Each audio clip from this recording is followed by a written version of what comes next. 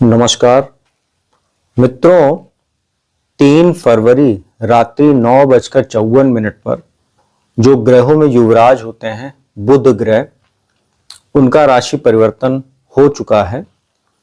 और जब मैं ये वीडियो शूट कर रहा हूं तो उनका राशि परिवर्तन हो चुका है। मित्रों, बुध का जो राशि परिवर्तन है वो मकर राशि से कुंभ में हुआ है। कुंभ राशि में राहु ऑलरेडी विराजमान है, तो बुध और राहु की युति हो जाएगी। इसको ज्योतिष की भाषा में जड़त्व दोष कहते हैं। ये कहीं ना कहीं जड़ता पैदा करता है कार्यों में। मित्रों, यहां पर जो बुध का गोचर है वो काफी लंबा रहने वाला है कुंभ राशि में। ये 11 अप्रैल 2026 तक चलेगा। उसके उपरांत वो अपनी नीच राशि मीन में प्रवेश करेंगे। मित्रों, यहां पर जो बुध है वो 26 फरवरी को इसी कुंभ राशि में वक्री भी हो जाएंगे और 21 मार्च 2026 तक वक्री रहेंगे। 21 मार्च को मार्गी हो जाएंगे। मित्रों, इसमें बुध के इस राशि परिवर्तन के साथ और भी जानकारियां आपको देना आवश्यक है, क्योंकि इसके ठीक 2 दिन बाद 6 फरवरी को अर्ली मॉर्निंग जो शुक्र हैं वो भी प्रवेश करेंगे कुंभ राशि में। और बुध और शुक्र का जो संबंध बनता है ज्योतिष में, युति बनेगी, तो इसको लक्ष्मी नारायण राजयोग बोलते हैं। इसके बाद 13 फरवरी को सूर्य भी यहां आएंगे। तो सूर्य जब आएंगे तो राहु के साथ उनका ग्रहण दोष तो बनेगा ही, साथ ही बुध के साथ बुधादित्य राजयोग बनेगा। और उसके बाद 23 फरवरी को बुध के जो शत्रु होते हैं मंगल, वो भी यहाँ प्रवेश करेंगे कुंभ राशि में। और तब यहाँ पर मंगल और राहु का एक अंगारक दोष बनेगा। और बुध और मंगल तो शत्रु होते ही हैं। तो एक एक करके यहाँ पर बुध को लोग ज्वाइन करेंगे। जो बाकी ग्रह हैं, सबसे पहले 6 फरवरी को शुक्र ज्वाइन करेंगे, फिर 13 फरवरी को सूर्य आएंगे और 23 फरवरी को मंगल आ जाएंगे। मित्रों, यहाँ पर हम आज बुध पर ही फोकस करेंगे कि बुध का जो ओवरऑल गोचर रहने वाला है यहाँ से अभी 26 फरवरी तक की हम बात करें, क्योंकि 26 फरवरी को वक्री होंगे। तब उसके संबंध में आपको उस समय आपको जानकारी दी जाएगी। अब ये 23 दिन का जो गोचर है इनका कैसा रहेगा उसकी जानकारी मैं आपको दूंगा राशियों के अनुसार, और सभी 12 राशियों की जानकारी आपको इसी वीडियो में दूंगा। तो वीडियो को अंत तक देखिएगा, स्किप मत कीजिएगा, क्योंकि स्किप करने से जानकारी अधूरी रह जाती है।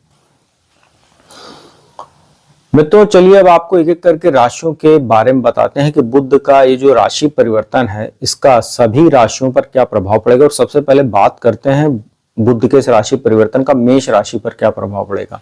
देखिए, मेष राशि के लिए जो बुध होते हैं वो तीसरा भाव जो पराक्रम पुरुषार्थ, साथ ही जो 6th हाउस होता है रोग ऋण शत्रु का, इन दोनों भाव के स्वामी होकर 11th हाउस में अभी राहु के साथ वो युति करेंगे। उसके बाद शुक्र आएंगे, जैसे मैंने बताया, फिर सूर्य आएंगे 13 फरवरी को और उसके बाद मंगल आएंगे 23 फरवरी को। तो एक एक करके यहाँ पर जब ग्रहों का संबंध बनेगा तो उसका प्रभाव भी अलग अलग होगा। लेकिन आज हम फोकस जो हमारा पूरा है वो बुध को लेकर ही है कि बुध का राशि परिवर्तन एक्चुअली में कैसा रहेगा सभी राशियों के लिए। तो मेष राशि के संबंध में यहाँ पर काफी अच्छा आपके लिए गोचर रहेगा। आपके ऊपर 7.5 भी चल रही है, 12th हाउस में शनि का गोचर है, तो 7.5 का आपको प्रथम चरण चल रहा है। लेकिन बुध का ये जो गोचर है आपके लिए काफी अच्छा है।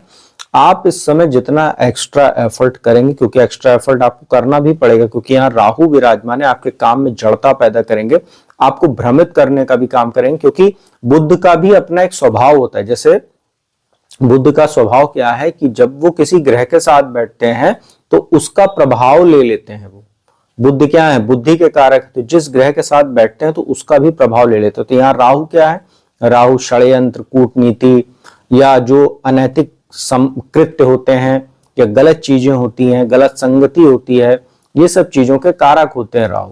तो राहु का प्रभाव लेकर यहाँ बुध बैठेंगे तो यहाँ पर आपके दिमाग में कहीं ना कहीं टेक्निकलिटी भी भर देंगे। तो एक अच्छी बात भी होती है, क्योंकि क्या होता है कि हर जगह पर सीधी उंगली से घी नहीं निकलता, तो वहां पर उंगली टेढ़ी करनी पड़ती है। अर्थात आपको कूटनीति भी चाहिए रहती है, कई जगह पर राजनीति भी चाहिए रहती है। अपने अधिकारों को कैसे प्राप्त किया जाता है, अपने लाभ को कैसे निकालना है, कई ऐसी जगह से जहां पेच फंस जाता है। कभी कभी ऐसा वर्ड मैं आपको बता रहा हूँ यूज करके, तो जहां पर पेच फंस जाता है वहां पर इसी तरीके कुछ अशुभ योग जो होते हैं वो भी बहुत काम करते हैं। हमेशा शुभ योग ही आपके जीवन में शुभता पैदा करते हैं वो सिर्फ, लेकिन जब जीवन में कभी नकारात्मक सिचुएशन आती उससे कैसे निकलना है, वहां पर आपके लिए कुछ ऐसे अशुभ योग होते हैं वो बहुत, जो कॉम्बिनेशन होते हैं जैसे बुध राहु का कॉम्बिनेशन बहुत काम आता है। ऐसे लोगों का दिमाग बड़ा शार्प रहता है। तो यहाँ पर आप शेयर मार्केट से धन कमा सकते हैं। हालांकि मैं प्रमोट नहीं करूंगा आपको जुआ सट्टा शेयर लॉटरी में धन लगाने के लिए, लेकिन जो लोग लगाते हैं, जो जो आदतन मजबूर होते हैं, उनको यहाँ पर फायदा होगा, साथ ही नुकसान भी होगा। क्योंकि यहाँ पर आप कहीं ना कहीं जब थोड़ा लाभ आपको होगा तो आपका मन करेगा कि और लाभ कमाने के लिए लालसा में आप और इन्वेस्ट करेंगे। तो यहाँ पर आपको ये देखना है कि कितना आप जोखिम ले सकते हैं। तो जोखिम के हिसाब से आप इन्वेस्टमेंट करेंगे तो आपको बहुत लाभ होगा। बुद्धि बहुत शार्प आपकी हो जाएगी, टेक्निकलिटी जो है आपकी बहुत ज्यादा बढ़ जाएगी। एफर्ट आप जितना आप करेंगे, ये अभी मैं 26 फरवरी तक का, 23 फरवरी तक का आपको राशिफल बता रहा हूं, माफ कीजिएगा 26 फरवरी तक का, जब वो वक्री हो जाएंगे, अभी जब तक चल रहे हैं तब तक का है ये। तो 23 दिन आप जितना एक्स्ट्रा एफर्ट करेंगे उतना आपको फायदा मिलेगा। आपका पुरुषार्थ, आत्मविश्वास जो रहेगा वो भी बढ़ा चढ़ा रहेगा, क्योंकि लाभ के घर में कोई ग्रह बैठता है तो वो लाभ देने का ही काम ज्यादातर करता है। बुद्धि आपकी काफी अच्छी रहेगी। जो लोग मैथमेटिशियन हैं, जो लोग कहीं ना कहीं प्रिंटिंग प्रेस का काम करते हैं, जर्नलिज्म, मीडिया आदि के सेक्टर से जुड़े हुए हैं, या शिक्षण संस्थान चलाते हैं, ज्योतिष का काम करते हैं, वाणी संबंधित काम करते हैं, या जैसे बैंकिंग, फाइनेंस, जो इंश्योरेंस सेक्टर है, मैनेजमेंट सेक्टर है, ये सब चीजें, CA CS जो कर रहे हैं छात्र, उनके लिए अच्छा समय रहेगा। तो ओवरऑल अगर देखा जाए तो आपके लिए बहुत अच्छा, क्योंकि छठे भाव के स्वामी होकर 11th हाउस में है। तो इस दौरान आप जो है जितना कोई कंपटीशन आदि की तैयारी कर रहे हैं तो ऐसे छात्रों को भी फायदा होगा, और कोई एग्जाम वगैरह देने जा रहे हैं तो थोड़ा सा आपको एक्स्ट्रा एफर्ट करना पड़ेगा, लेकिन यहाँ पर लाभ के अवसर बनेंगे, क्योंकि अभी शुक्र भी यहाँ आने वाले हैं जो बुद्धि के मित्र हैं। तो 6 फरवरी से 13 फरवरी तक बहुत अच्छा समय आपके लिए, वहां पर आपके लिए इनकम जनरेट होने का काम होगा। तो ओवरऑल देखा जाए तो जो मेष राशि के जाते हैं बहुत अच्छा समय है। इस समय का आप उपयोग कीजिए सही क्षेत्रों में। मतलब वृषभ राशि की बात करते हैं, आपके लिए भी गोचर बहुत अच्छा। आपके लिए तो बुध जो होते हैं पंचम भाव, जो शिक्षा संतान का भाव होता है, लव रिलेशनशिप का भाव, साथ ही सेकंड हाउस जो होता है सेविंग का भाव होता है, फैमिली का भाव है। उन दोनों भाव के स्वामी होकर आपके 10th हाउस में गोचर करेंगे। बहुत अच्छा है, काम के लिए अच्छा है, रियल एस्टेट आदि सेक्टर से आप जुड़े हुए हैं तो अच्छा है, इन्वेस्टमेंट के लिए बहुत अच्छा है। साथ ही बुध से जुड़ा जो मैंने काम बताया है उसके लिए आपके लिए बहुत अच्छा समय कह सकते हैं। और यहाँ पर आपको कोई प्रॉपर्टी आदि की खरीद फरोख्त करना, थोड़ा ध्यान दीजिएगा। आप ध्यान इसलिए रखिए क्योंकि यहाँ राहु बैठे हुए हैं, तो राहु के बैठने से कभी कभी धोखा भी हो सकता है। भ्रम राहु पैदा करता है, उससे धोखा आपको हो सकता है। तो कोई डील करने जा रहे हैं, अच्छे से कागज वगैरह चेक करके, उसके बैकग्राउंड चेक करके तब इन्वेस्टमेंट कीजिएगा। नहीं तो यहाँ पर कभी कभी ओवर स्मार्टनेस भी बुध और राहु के कॉम्बिनेशन आपको देके ओवर कॉन्फिडेंस में आप कहीं पैसा लगा लेंगे और पैसा आपका फंस जाए, क्योंकि यहाँ पर एक जड़त्व दोष ही बना रहता है, जाने रहेगा। तो जड़ता किसी चीज में आपको फंसाने का भी काम ये कर सकता है, तो इसका ध्यान रखिएगा। किसी प्रकार का अनैतिक कृत्य मत कीजिएगा, शॉर्टकट मत अपनाइएगा और कार्यस्थल पर सतर्क रहिएगा, नहीं तो आपके खिलाफ कोई फेक एलिगेशन वगैरह भी लग सकता है। क्योंकि अभी यहाँ पर शुक्र राहु की भी युति बनने वाली 6 फरवरी से, तो 2 मार्च तक रहेगी। तो शुक्र राहु की जो युति होती है चरित्र पर दोष लगाने का भी काम करती है। कभी कभी आप कुछ करते तो नहीं, लेकिन किसी के साथ खड़े हो गए, किसी के साथ फोटो खींच ली, या किसी के साथ इस टाइप पे ब्लैकमेलिंग वगैरह होना, फेक एलिगेशन लगना, ये सब स्थितियां भी आपको फेस करनी पड़ सकती है। तो आंख और कान खुले होकर अपने कार्यस्थल पर आप काम कीजिएगा तो आपके लिए अच्छा रहेगा। धन आपके पास आएगा, जो भी काम करते हैं उसके माध्यम से धन आपके पास आएगा। और कहीं ना कहीं लव रिलेशनशिप आदि के लिए भी समय ओवरऑल ठीक कह सकते हैं। बहुत अच्छा तो नहीं, क्योंकि राहु यहाँ पर है तो सतर्क रहिएगा, और ज्यादा प्रेम प्रसंग आदि में आपको पढ़ने से बचना चाहिए, क्योंकि यहाँ राहु भी के साथ शुक्र भी ज्वाइन करेंगे। तो समय आपके लिए अननेसेसरी चीजों के लिए नहीं, काम पे फोकस कीजिए, करियर पे फोकस कीजिए, तो आपके लिए धनदायक समय कह सकते हैं। मिथुन राशि की बात करते हैं, आपके लिए लग्नेश ही होते हैं, आपके राशि स्वामी हैं। लग्नेश और चतुर्थेश होकर भाग्य स्थान में रहेंगे, और भाग्य स्थान में जो शुभ ग्रह होते हैं अच्छा फल देते हैं। तो यात्राओं से लाभ होगा आपको, शिक्षा के लिए अच्छा है, विदेश जाकर पढ़ना चाहते हैं, किसी अच्छी कॉलेज यूनिवर्सिटी में एडमिशन लेना चाहते हैं, मीडिया के क्षेत्र से जुड़े जर्नलिज्म आदि का काम करते हैं तो आपके लिए अच्छा, सोशल मीडिया के सेक्टर जुड़े हुए लोगों के लिए अच्छा समय कह सकते हैं। ओवरऑल आपके लिए बढ़िया है, प्रॉपर्टी आदि का भी लाभ करा सकता है, कोई नया वाहन आदि भी आप खरीद सकते हैं। और ओवरऑल आपके लिए मान सम्मान को भी बढ़ाने वाला समय कह सकते हैं, क्योंकि लग्नेश होकर भाग्य स्थान में भाग्य का भी आपको अच्छा सहयोग मिलेगा यहाँ पर। और बात करते हैं कर्क राशि की। कर्क राशि वालों के लिए गोचर, और कर्क राशि वालों के लिए मैं पहले ही बता चुका हूं जब मासिक राशिफल बताया था कि धीरे धीरे आपके लिए 3 फरवरी के बाद से समय चुनौतीपूर्ण होता चला जाएगा, क्योंकि यहाँ अष्टम भाव में राहु ऑलरेडी विराजमान है। अब बुध आ रहे हैं, फिर शुक्र आएंगे, फिर 13 फरवरी को सूर्य आ जाएंगे, फिर उसके बाद मंगल आ जाएंगे। तो अष्टम भाव में इतने सारे ग्रहों का इकट्ठा होना आपके लिए चुनौतियों को भी बढ़ाएगा, हेल्थ इश्यू भी देगा, फाइनेंशियल कुछ आपको गेन तो दे सकता है, सडन आपको गेन हो सकता है, लेकिन बड़ा आर्थिक हानि भी हो सकती है, कहीं पैसा आपका फंस सकता है। लेकिन अभी फिलहाल बुध की बात करें तो बुध चूंकि बुद्धि के कारक हैं, राहु के साथ बैठे हैं, तो टेक्निकलिटी के लिए अच्छा है, थोड़ा दिमाग आपका शार्प रहेगा।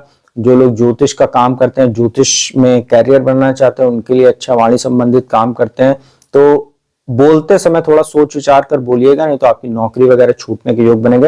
हालांकि जो लोग रिसर्च के सेक्टर से जुड़े हुए हैं उनके लिए अच्छा है, पीएचडी आदि करना चाहते हैं किसी सेक्टर में, उनके लिए अच्छा है। और यहाँ पर आपको अपनी आंखों का, त्वचा का ध्यान रखना है, और कहीं ना कहीं अभी जब शुक्र यहाँ पर आएंगे तब आपको विशेष ध्यान रखना है, क्योंकि वहां पर आपके कामुकता में वृद्धि होगी, कोई एक्स्ट्रा मैरिटल अफेयर वगैरह हो सकता है। साथ ही अगर आप अविवाहित हैं तो आपका किसी ऐसे व्यक्ति के साथ एक्स्ट्रा मैरिटल माफ कीजिएगा ऐसा अफेयर हो सकता है जो मैरिटल हो।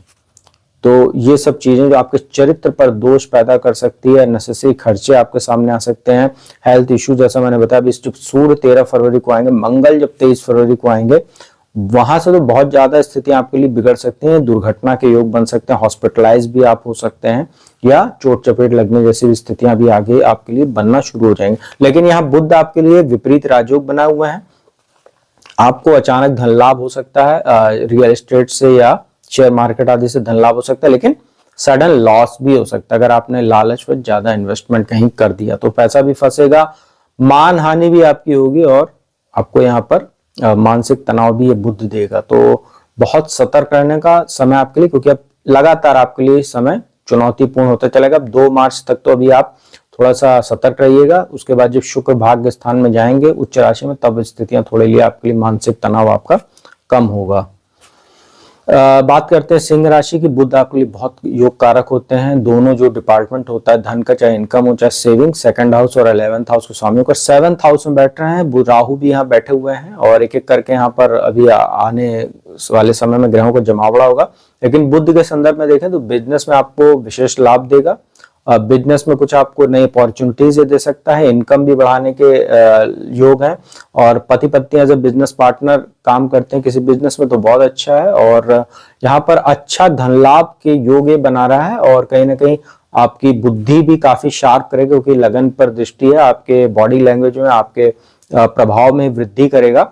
लेकिन आपको ये ध्यान रखना राहु के साथ है तो कभी कभी यहाँ पर आपको लॉस भी हो सकता है। तो बहुत ज्यादा उत्सुकता में या बहुत ज्यादा महत्वाकांक्षी योजनाओं में पढ़ने से आपको बचना चाहिए। जो काम आप कर रहे हैं उसी में अपना 100% देने की कोशिश कीजिए, तो ये फायदेमंद रहेगा, नहीं तो नुकसान भी आपको हो सकता है, और वैवाहिक जीवन में भी कुछ दिक्कतें दे सकता है, कोई डाउट जैसी स्थिति क्रिएट कर सकता है, पति पत्नी को एक दूसरे के ऊपर कुछ डाउट हो सकता है अननेसेसरी, ये सब चीजें यहाँ पर देखने को मिलेंगी। और तो ओवरऑल देखें तो आपके लिए धन के लिहाज से, बिजनेस के लिहाज से और सोशल स्टेटस के लिहाज से अच्छा, बाकी फैमिली के लिए और बहुत ज्यादा रिस्क लेने के लिए अच्छा नहीं, तो इसका ध्यान रखिएगा। मित्रों कन्या राशि की बात करते हैं, कन्या राशि के भी स्वामी बुध ही होते हैं, लग्नेश और दशमेश होकर 6th हाउस में आ रहे हैं। देखिए लग्नेश का 6ठे भाव में जाना वैसे अच्छा नहीं होता, हेल्थ इशू के मामले यहाँ आपको देखने को मिल सकते हैं, लेकिन यहाँ पर यह बात है कि 6ठे भाव में कन्या राशि बनती कालपुरुष की कुंडली में, तो प्रतियोगी परीक्षाओं में आपको लाभ हो सकता है, और विदेश जाकर पढ़ना चाह रहे हैं, स्थान परिवर्तन करना चाह रहे हैं तो आपको फायदा हो सकता है। कर्ज लेकर कोई काम करना चाहते, जैसे मकान बनाना चाह रहे हो, या अगर कोई कार वगैरह लेना चाह रहे हैं, या एजुकेशन लोन लेना चाह रहे हैं, होम लोन, इस टाइप की चीजों में अगर आप चाहें तो ट्राई कर सकते हैं, आपको इजीली मिल जाएगा, और पुराना कर्ज वगैरह भी चुकाने में आपको आसानी होगी। बस आपको किसी को धन वगैरह उधार नहीं देना है, क्योंकि राहु साथ में बैठे 11th हाउस में दृष्टि है, तो पैसा आपका फंस जाएगा, और वो पैसा बाद में मिलने में भी बड़ी समस्याएं आएंगी। और यहाँ पर आपके खर्च जो है वो रोग ऋण शत्रु पर भी देखने को मिल रहे हैं। हेल्थ इशू पर आपका धन खर्चा हो सकता है, अननेसेसरी खर्च आपके सामने आ सकते हैं। कार्यस्थल पर भी आप सतर्क रहिएगा क्योंकि दशमेश होकर 6th हाउस में राहु के साथ है। हालांकि यहाँ पर एक अच्छी बात है कि आपके खिलाफ कोई एलिगेशन आएगा तो आप उससे बाहर निकल जाएंगे, क्योंकि इन सभी ग्रहों पर बृहस्पति की भी दृष्टि रहेगी। ये मैं शुरुआत में बताना भूल गया था। तो बृहस्पति की शुभ दृष्टि, क्योंकि मिथुन राशि में बुध बैठे हुए हैं, तो माफ कीजिएगा बृहस्पति बैठे, उनकी 9वीं दृष्टि जो शुभ दृष्टि है वो कुंभ राशि पर ही है। तो ये एक अच्छी बात जरूर है। लेकिन यहाँ पर आपको ये ध्यान रखना है कि अननेसेसरी किसी विवाद में नहीं पड़ना है, किसी के मामले में हस्तक्षेप नहीं करना, नहीं तो फिर स्थितियां बिगड़ भी सकती हैं। तो कन्या राशि वालों को अपने हेल्थ का बहुत ध्यान रखना, अपने खर्चों को कंट्रोल करके चलना है। तुला राशि की बात करते हैं। आपके लिए बुध 11th हाउस के स्वामी और भाग्य माफ कीजिएगा 12th हाउस के स्वामी, जो नाश भाव होता है, खर्च का स्थान, साथ ही भाग्य स्थान जो होता है, इन दोनों भाव के स्वामी होकर आपके 5th हाउस में रहेंगे। तो भाग्येश होकर पंचम भाव में है, तो एक त्रिकोण का अधिपति दूसरे त्रिकोण में राजयोग है। लेकिन यहाँ पर संतान के साथ आपके संबंध खराब हो सकते हैं, उसके हेल्थ में कुछ दिक्कत हो सकती है क्योंकि 12वें के स्वामी बनते हैं। लेकिन भाग्येश होकर पंचम भाव, तो बुद्धि के माध्यम से आप धन कमा सकते हैं। कोई लव रिलेशनशिप आदि में है तो उसमें भी आपको कुछ बेहतरी देखने को मिल सकती है। एंटरटेनमेंट के साधन उपलब्ध होंगे जिस पर आपका खर्च होगा, क्योंकि खर्च स्वामी होकर पंचम भाव में और 11th हाउस पर दृष्टि है। तो इस दौरान आप जो खर्च करेंगे उससे आपको लाभ भी होगा, क्योंकि शेयर मार्केट, जुआ सट्टा, शेयर लॉटरी में अगर आप इन्वेस्ट करते हैं, जहां पर ये लीगल है, जो लोग करते हैं उनको यहाँ पर कुछ फायदा भी देखने को मिलेगा, लेकिन कुछ लॉस भी हो सकते हैं, क्योंकि नाश भाव के स्वामी होकर 12th के स्वामी होकर 5th हाउस में है। तो बुद्धि तो आपकी काफी प्रखर रहेगी। जो लोग मैथमेटिशियन है, ज्योतिष का काम करते हैं या कंसल्टेंसी का काम करते हैं, ऐसे लोगों को फायदा भी होगा। लेकिन कुल मिलाकर सतर्क रहने की आवश्यकता आपको है। भाग्य का आपको सहयोग मिलता रहेगा, ये एक अच्छी बात है।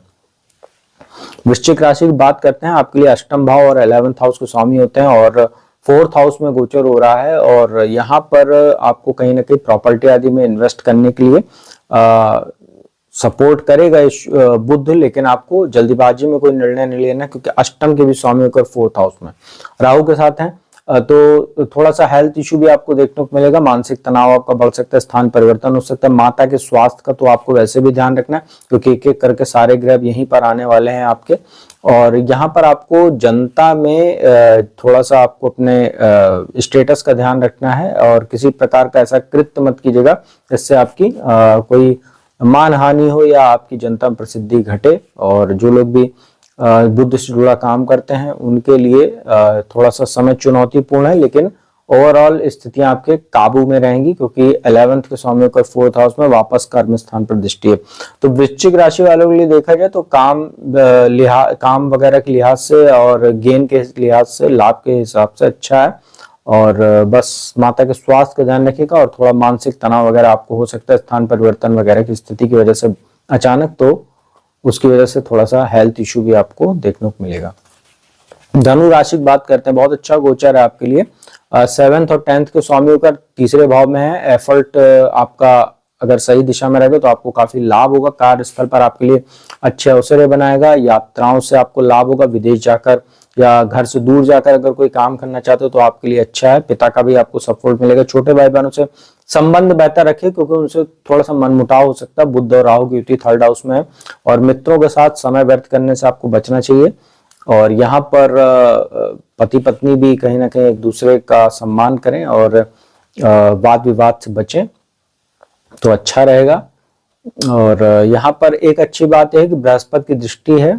7th हाउस में बृहस्पति आपके बैठे हुए हैं और उसकी दृष्टि है बुध और राहु पर। तो जो भी समस्याएं आएंगी, कुछ ना कुछ थोड़ी बहुत भी जो भी हो, चाहे यात्राओं में कोई समस्या हो या वैवाहिक जीवन में कोई समस्या, इन सब क्षेत्रों से जुड़ी कोई समस्या रहेंगी तो बृहस्पति उसको थोड़ा बहुत काउंटर भी करते रहेंगे। तो आपके लिए ओवरऑल अच्छा है। बस शनि की ढैया चूंकि चल रही है तो काम में डिले बना है, मानसिक तनाव आपका बढ़ना हुआ है, ये सब चीजें आपको देखनी पड़ रही हैं। लेकिन बुध का गोचर आपके लिए अच्छा है। मकर राशि की बात करते हैं। मकर राशि वालों के लिए 6ठे भाव के स्वामी और आपके लिए भाग्य स्थान के स्वामी बनते हैं और धन भाव में आ रहे हैं। वाणी से आप धन कमाएंगे, चतुराई के माध्यम से आप धन कमाएंगे। कोई रुका हुआ धन आपका है या इनहेरिटेंस का मामला है या ससुराल पक्ष हो, इन सब क्षेत्रों से आप कहीं ना कहीं आर्थिक लाभ हो सकते हैं। क्योंकि राहु और बुध जब बैठते हैं तो व्यक्ति की वाणी में एक चतुराई भी आ जाती है, क्योंकि राहु सामने वाले पर कैसे प्रभाव डालना है। और बुध बुद्धि के कारक है, तो बुद्धि और माया का जो कॉम्बिनेशन होता है वो सामने वाले पर प्रभाव बहुत अच्छा डालता है। तो आप अच्छा खासा धन कमा सकते हैं, अचानक धन लाभ भी होगा। अष्टम भाव प्रतिष्ठित, बस अपने आंखों का ध्यान रखिएगा और वाणी का भी थोड़ा ध्यान रखिए, क्योंकि कभी कभी व्यक्ति बोलते हैं ना, ओवर कॉन्फिडेंस और ओवर स्मार्टनेस में अपना ही नुकसान कर बैठता है, तो वो स्थिति भी यहाँ बनेगी आपके लिए। भाग्य से धन आपको प्राप्त होगा, लेकिन यहाँ पर एक चीज का आपको ये भी ध्यान रखना है, एक प्रकार का दरिद्र योग भी आपके लिए बना रहेगा, क्योंकि छठे भाव के स्वामी होकर धन भाव में बैठे। तो कभी कभी ऐसा होगा कि धन एक साइड से आपके पास आएगा और दूसरी साइड से धन चला भी जाएगा। सेविंग आप नहीं कर पाएंगे, लेकिन धन की आवक आपके लिए बनी रहेगी, ये आपके लिए अच्छा है। अपनी आंखों का ध्यान रखिएगा बस।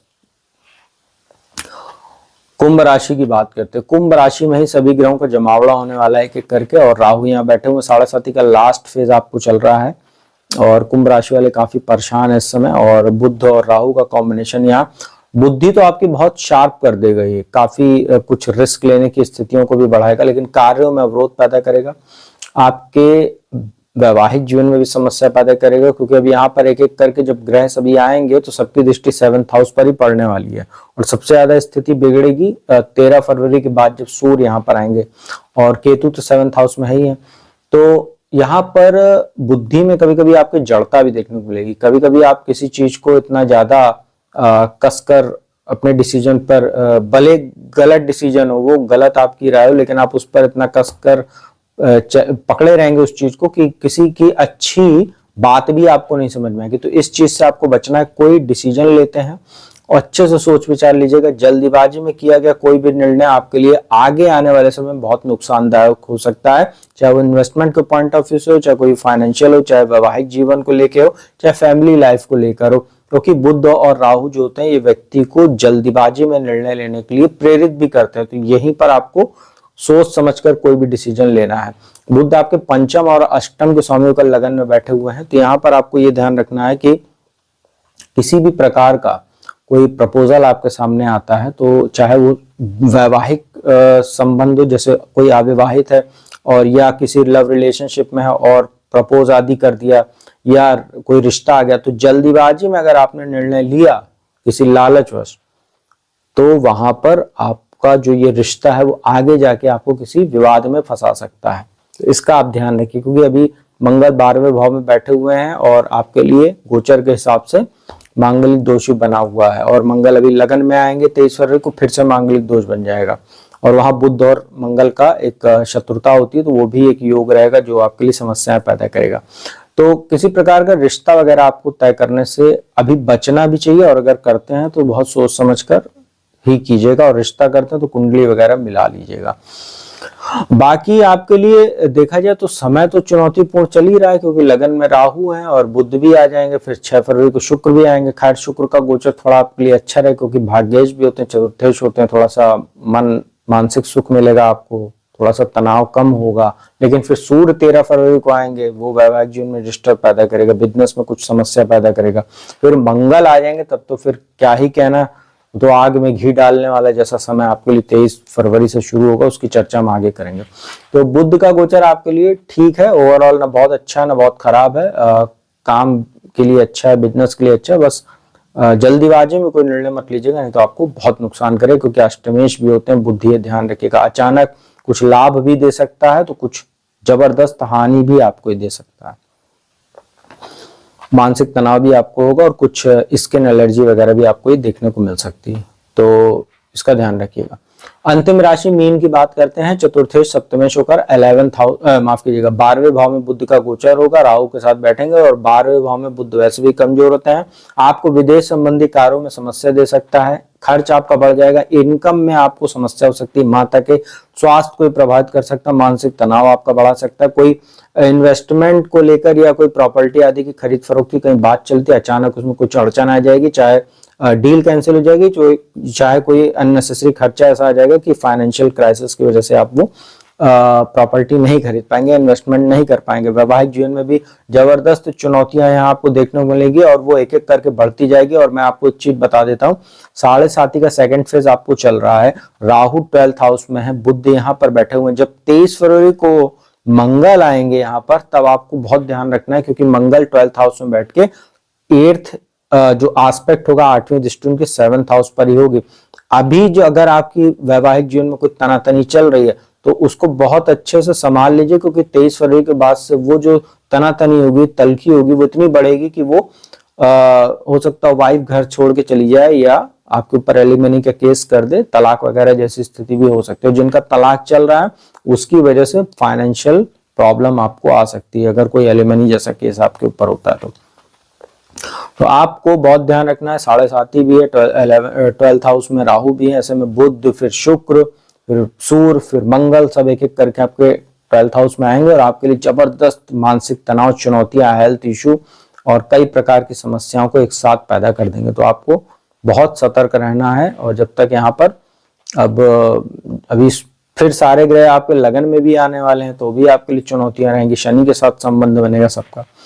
अब आपको थोड़ा सा अगला 2 महीना बहुत सतर्क रहना है। तो मीन राशि वालों के लिए भी गोचर बहुत सतर्क रहने वाला है। तो मित्रों, यह था बुध का गोचर जो अभी अभी हुआ है, आज ही 9